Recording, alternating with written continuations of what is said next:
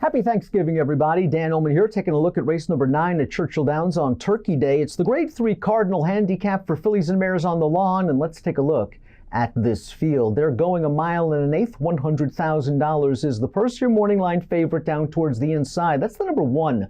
I Remember Mama, never off the board from 7 lifetime starts, and I thought she was very impressive in her most recent race at Keeneland. I know it came over soft going, but this is a filly that has performed well over firm ground, a winner at Churchill Downs in the past. That last race was so impressive for several reasons. She didn't break very well, and she ended up last and wide off of a slow pace. If you look at the Timeform US pace figures for that race, they are color-coded blue, indicating a slow pace. So I Remember Mama, after missing the break, ended up 3 wide on the first turn, 4 wide on the second turn, all the way into the stretch, and she was still very confidently ridden by Brian Hernandez Jr., not really even being asked for a run under the whip until about the 16th pole. She scored with a solid 85 Beyer speed figure despite the trouble. 2 starts back, she earned a 92 Beyer when a runner-up in the One Dreamer Stakes, a 120 Timeform US speed figure that day.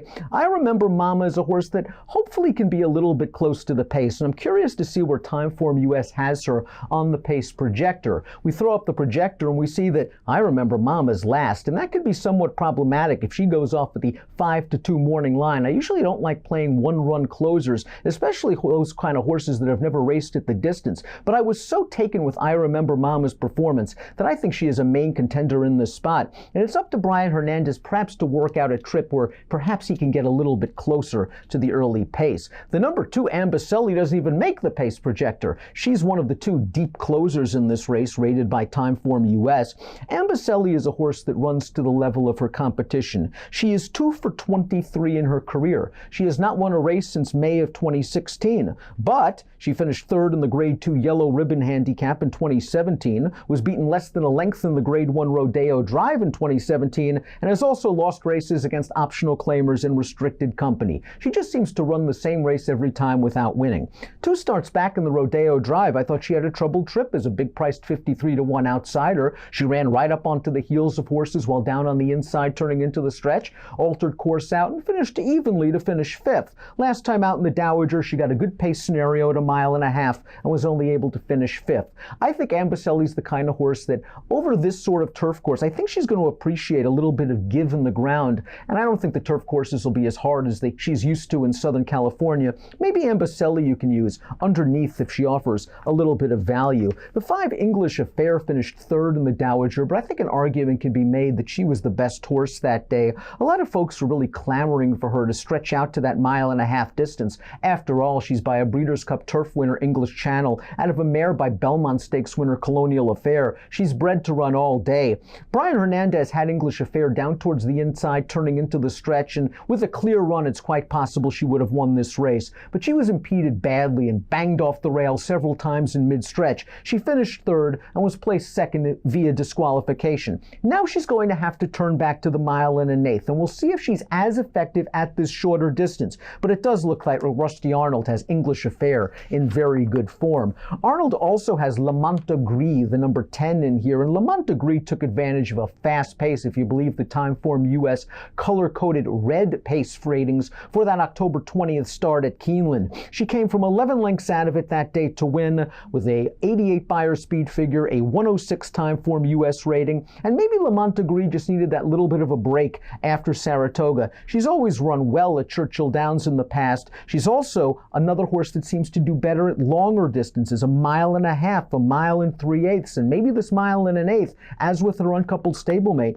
is just a little bit too short. We noticed in the Timeform US pace projector that the number 10, Bonnie Arch, at 4-1 on the morning line, is sitting 2nd off the long shot, the 7 Unbridled Escape, and I think that trip is certainly available to Bonnie Arch, and if she gets that trip, she could be very dangerous. 2 starts back, she ran a rock-solid 88 Beyer speed figure going 1 mile at Ellis Park, and last time out, she might have just been in over her head in the ladies' turf at Kentucky Downs over a course that I don't really think she likes. She's run twice at Kentucky Downs now. She's been off the board both times. Both of those races came over good turf courses. I think she likes a firmer turf course. Maybe she'll get it at Churchill Downs. I don't think it'll be yielding. I'm not sure it'll be completely moisture-free, but it might be closer to firm than good. And if Bonnie Arch can work out that trip, sitting second, she's going to get the jump on everybody turning into the stretch, and she could prove rather tough to catch. She's got to run down Unbridled Escape, however, 4 for 11 lifetime on the turf. Throw at her most recent race on dirt. 2 starts back in the Maryland Million.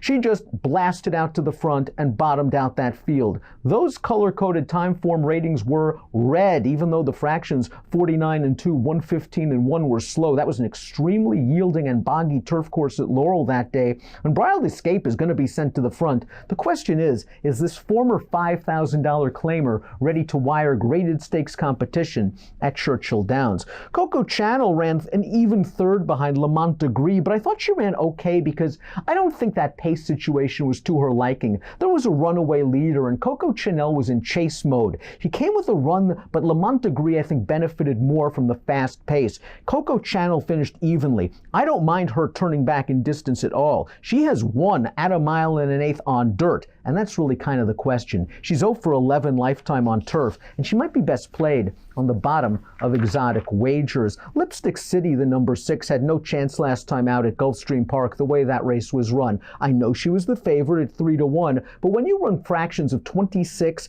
51 and 2 in 1 1/16 race, and Lipstick City is trying to come from 9th of 11, you're just not going to win. Draw a line through that race. Her prior efforts on turf are good, only good, and I'm not sure 1 1/8 is her best game. A little bit of a class quiz here for Lipstick City. Coach Whip finished third behind I Remember Mama last time out at Keeneland, and if you want to give her an excuse for that race, there are several. One was the soft ground, but perhaps the most important one was we had not seen her since May. It was her first start off of a long layoff, and this lightly raced filly, I think, still has a little bit of upside potential. She also has a good amount of tactical speed. She should once again try to get the jump on I Remember Mama turning into the stretch. She must improve from a buyer speed figure standpoint, but that's certainly not impossible as a lightly raced 4-year-old. Space Cadet, the 3, has tried turf and graded stakes company in the past. She's been found wanting in those races. I think that Space Cadet is a horse that can work a good trip. She has speed. She can sit close to the pace. Maybe she grabs the coveted pocket spot early, but off her recent form, I'm just not sure Space Cadet is ready to take down these tougher foes. We take a look at my top pick for this race, and I was just taken with I Remember Mama's score at Keeneland, giving ground every step of the way after a slow break, overcoming a slow pace, and still getting it done, and running a fast race 2 starts back at Kentucky Downs, only a half length behind Bonnie Arch in the race before that at Ellis Park. I'm hoping that the pace is at least solid, that the 7 goes out there and sets a good pace and forces Bonnie Arch into chasing those fast fractions, maybe sets it up for I Remember Mama. Another horse I want to use in the multis is English Affair, a horse that was troubled last time out in the Dowager. We'll see if she can score at 1 1/8. 1-5 for me in the multis, 1-5, 9 and 2 for me as my top 4 selections in the Grade 3 Cardinal Handicap on Thanksgiving. Best of luck.